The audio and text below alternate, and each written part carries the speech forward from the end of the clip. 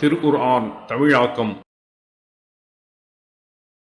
அத்தியாயம் 71 நூஹ் இறைத்தூதர்களில் ஒருவர். வசனங்கள் 1 முதல் 10 வரை. பிஸ்மில்லாஹிர் ரஹ்மானிர் ரஹீம். அளவிலா அருளாளன் நிகரிலா அன்பாளன் அல்லாஹுவின் பெயரால். أرسلنا نوحا إلى قومه أن أنذر قومك من قبل أن يأتيهم عذاب أليم. துன்புறுத்தும் வேதனை உமது சமுதாயத்திற்கு வருவதற்கு முன்னர் அவர்களை எச்சரிக்கை செய்வீராக என்று கூறி நூஹை அவரது சமுதாயத்திடம் தூதராக அனுப்பினோம். قال يا قوم إني لكم نذير مبين. என் சமுதாயத்தினரே, உங்களுக்கு நான் பகிரங்கமாக எச்சரிப்பவன் என்று அவர் கூறினார். أن اعبدوا الله واتقوه وأطيعون يغفر لكم من ذنوبكم ويؤخركم إلى أجل مسمى إن أجل الله إذا جاء لا يؤخر لو كنتم تعلمون. நீங்கள் அல்லாஹுவையே வணங்கி அவனுக்கே அஞ்சுங்கள், எனக்கு கட்டுப்படுங்கள். அவன் உங்கள் பாவங்களை மன்னிப்பான், உங்களுக்கு குறிப்பிட்ட தவணை வரை அவகாசம் அளிப்பான். நீங்கள் அறிவோராக இருந்தால் அல்லாஹுவின் தவணை வரும்போது அது பிற்படுத்தப்பட மாட்டாது என்றும் கூறினார்.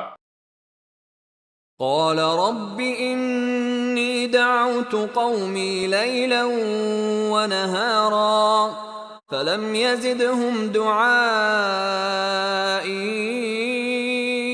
إلا فرارا.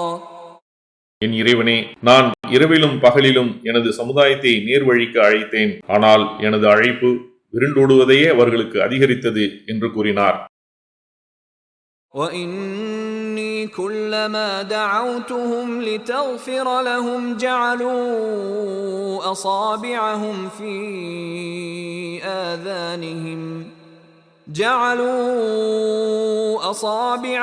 في آذانهم واستغشوا ثيابهم وأصروا واستكبروا استكبارا.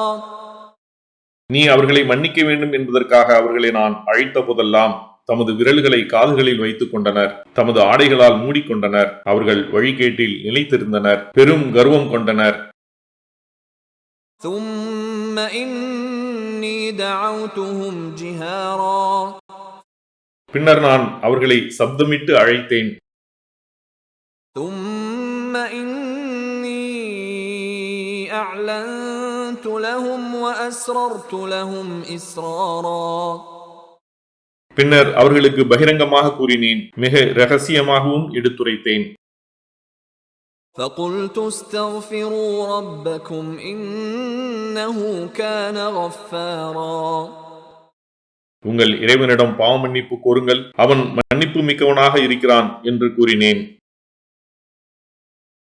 ஜஸாக்கல்லாஹ் ஹைரன். அல்லாஹ் உங்களுக்கு நற்கூலியை வழங்குவானாக. இக்காணொளிகளை பிறருக்கு பகிர்வதன் மூலம் நன்மைகளை பெற்றுக்கொள்ளுங்கள் இன்ஷா அல்லாஹ். இந்த காணொளிகள் தொடர்ச்சியாக உங்களை வந்தடைய சேனலை சப்ஸ்கிரைப் பண்ணுங்க. அத்தோடு அந்த பெல் ஐக்கானையும் கிளிக் செய்தால் இது பற்றிய நோட்டிஃபிகேஷன் உங்களை வந்தடையும் இன்ஷா அல்லாஹ். அஸ்ஸலாமு அலைக்கும் ரஹ்மத்துல்லாஹி வபரகாத்துஹு.